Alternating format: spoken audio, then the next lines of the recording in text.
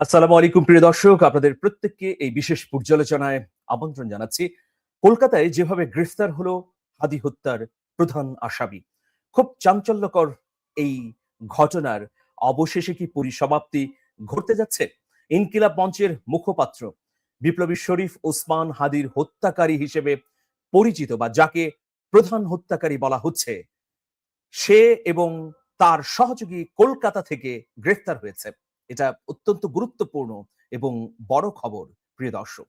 তো কিভাবে তাকে গ্রেফতার করা হলো, কোন দাবির পরিপ্রেক্ষিতে বা কিভাবেই গোয়েন্দারা তাদের আঁচ টের করতে পেলেন?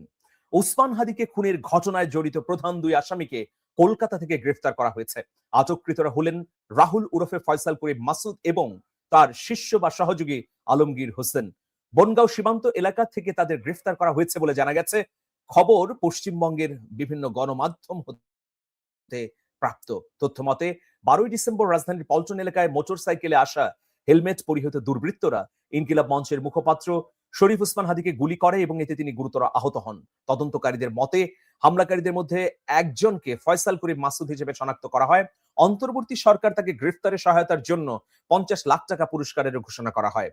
ঘটনার সঙ্গে সংশ্লিষ্টতার অভিযোগে এর আগে ফয়সাল করিম মাসুদ তার company Apple soft IT limited এবং তার পরিবারের সদস্যদের সকল ব্যাংক হিসাব জব্দ করা হয়। এর আগে সিআইসি কর্মকর্তা জানিয়েছিলেন যে ঘটনাটি ঘটাতে কোনো অর্থায়ন ছিল কিনা তা নির্ধারণের জন্য তদন্ত চলাকালীন সম্ভাব্য কোনো অর্থ স্থানান্তর বা গোপন করা ঠেকাতে এই সিদ্ধান্ত নেওয়া হয়েছে। হাদিকে গুলি করার ঘটনার তদন্ত আইন প্রয়োগকারী সংস্থাগুলো চালিয়ে যাচ্ছে। আর আর্থিক গোয়েন্দা কর্তৃপক্ষ এই মামলার সাথে সম্পর্কিত সম্ভাব্য আর্থিক যোগসূত্র এবং লেনদেন পরীক্ষা করছে। এর আগে হাতি হত্যার ঘটনায় মামলা করেন ইনকিলাব মঞ্চের সদস্য সচিব আব্দুল্লাহ আল জাবের। মামলাটি তদন্ত করে 6 জানুয়ারি 17 আসামির বিরুদ্ধে আদালতে অভিযোগপত্র দিয়েছিল জেএমপির গোয়েন্দা শাখা। মামলার বাদী 15 জানুয়ারি ডিবির অভিযোগপত্রের বিষয়ে আদালতে নারাজি আবেদন করেন। এর পরিপ্রেক্ষিতে সেদিন আদালত মামলাটি অধিকতর তদন্তের জন্য সিআইডিকে নির্দেশ দেন এবং প্রতিবেদন দাখিল করতে বলেন। তবে এই মামলার তদন্ত প্রতিবেদন দাখিলের সময় ষষ্ঠবার পিছিয়েছে।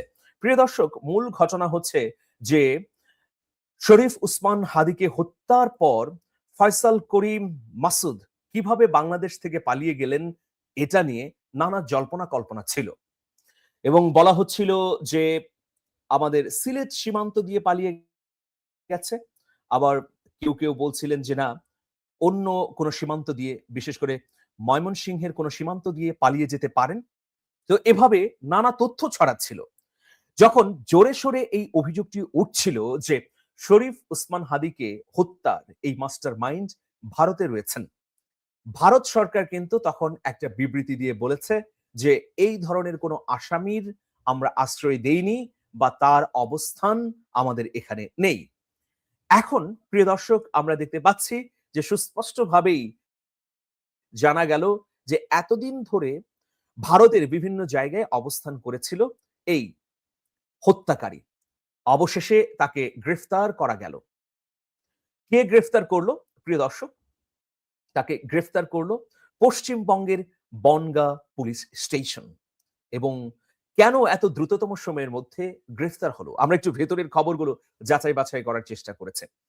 দেখুন, ভারতের বিজেপি সরকারের পররাষ্ট্র দফতর যখন স্পষ্টভাবে জানালো যে আমাদের এখানে উসমান হাদির হত্যাকারী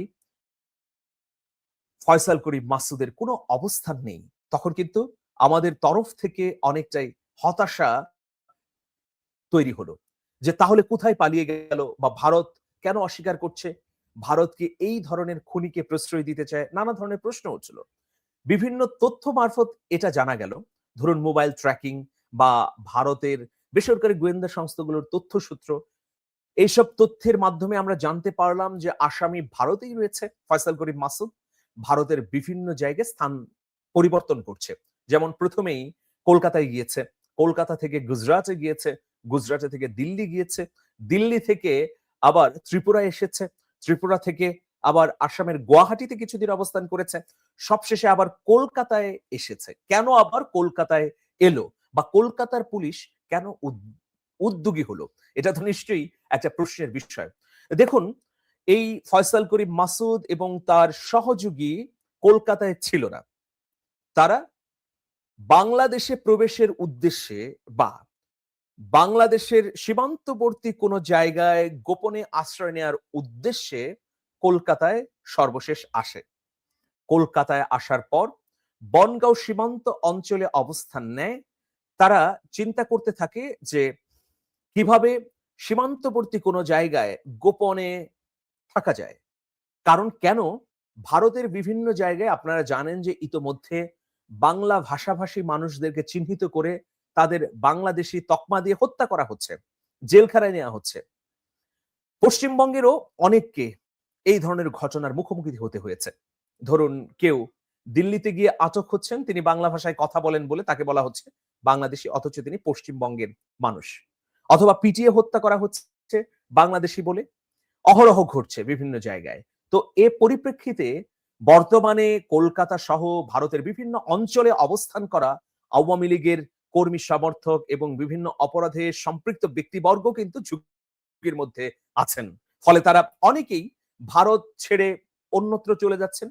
যাদের অবস্থান ভালো, অর্থ আছে বা জোরালো লিঙ্ক আছে, তারা মধ্যপ্রাচ্যের বিভিন্ন রাষ্ট্রে যাচ্ছেন, ইউরোপ, আমেরিকায় যাচ্ছেন।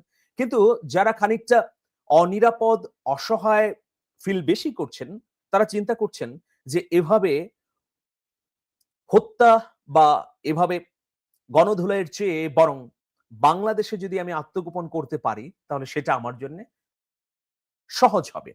সম্ভবত এখন পর্যন্ত নিশ্চিত করা যাচ্ছে না। সম্ভবত ফয়সাল করিম মাসুদ এবং তার সহযোগী আলমগীর এটাই চিন্তা করেছিলেন। ফলে তারা বাংলাদেশ সীমান্তবর্তী ভারতের কোনো একটা অঞ্চলে আত্মগোপন করতে চাচ্ছিলেন, যাতে বাংলাদেশের সঙ্গে যোগাযোগ রক্ষা করা যায় এবং তার পরিবার, আত্মীয়-স্বজনকে কিভাবে জেল থেকে বের করা যেন যায় বা অন্য যেকোনো উদ্যোগ গ্রহণ করা যায়। সেজন্যে তারা ভারতের নানা অঞ্চল ঘুরে আবারও পশ্চিমবঙ্গে আসেন এবং বনগাঁও সীমান্তে অবস্থান গ্রহণ করলেন।